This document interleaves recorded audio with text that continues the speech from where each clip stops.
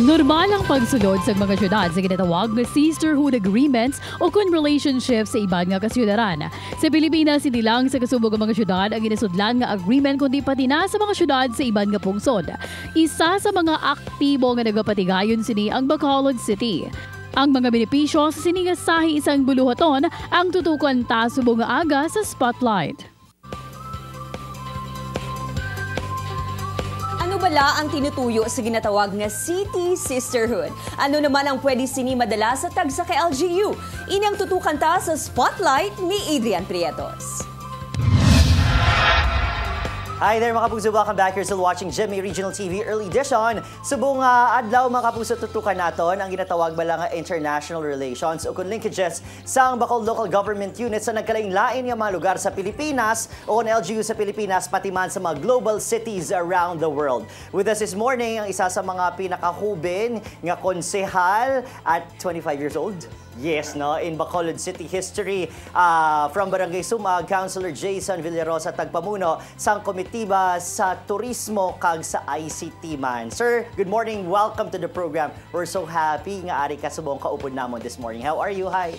Yes, Sir Adrian, good morning. And of course, sa tanan nagapamati sa GMA News, mayong aga sa inyo katanan. Yes, let's talk about the numbers first, no? Bala, pila kabilog ayhan ang na-forge na o konfirmado na iya nga sisterhood ties sa aton Bacolod LGU diri sa Pilipinas kag sa iban pagidya nga mga parte sang kalibutan. Sir.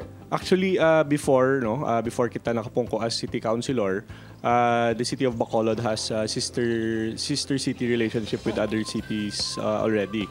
And while kapungko, kita gin pa research naton, and we have discovered that we have more or less mga 29 ka national or so-called local lang within the Philippines. Nga sister city relationship or sister city ties, and we have more than 10 international sister city relationship. Ang lasin kadtuan naton is sa Long Beach, California. Ginbisita man naton upod sa mga mascara dancers.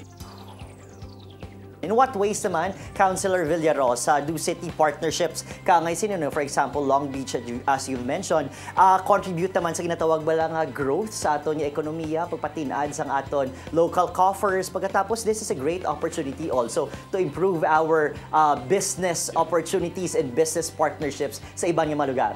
Yes, actually, before I overheard maybe a year ago, Councilor Taddy mentioned about our sister city relationship with other cities, international cities.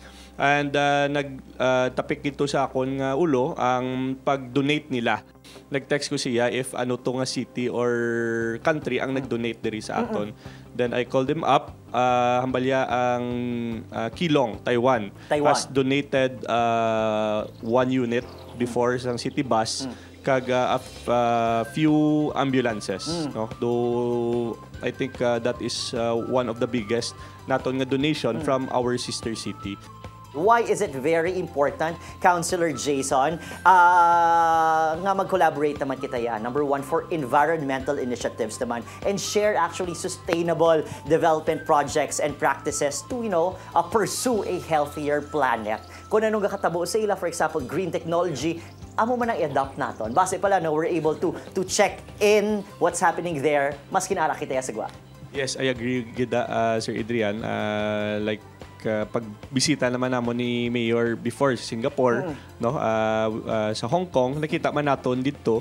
And of course, amo na gani ginahambal gini Mayor nga when we go there, why do we really follow the rules? Nga pagkaabot diri sa aton, do ang iban sa aton nga mga pumuluyo nagakapabayaan ang mga rules naton. Nakapasaway gite guro yan, no? Pero dito medyo tarong medyo kita. Tarong okay. Kita. So discipline lang siguro ang kinahanglan naton. Of course, for a better and brighter and greener Bacolod, of course.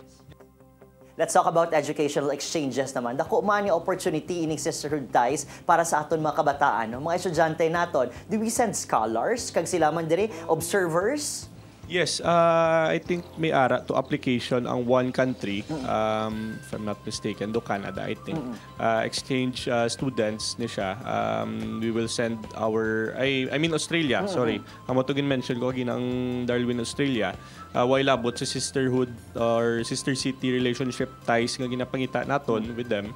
I think we are going to send students or scholars dito. But of course, amo pa nang ginasik naton nga information or bulig if sino ang magasto for the scholars. No? Is it the city of Bacolod or the city of Darwin, Australia? Anong mensahe mo sa aton mga kapuso? Looking forward to more sisterhood ties and agreements nga makahatag opportunities sa aton mga kapuso diri sa Bacolod City agud bag-oho ng ila pangabuhi. Go ahead.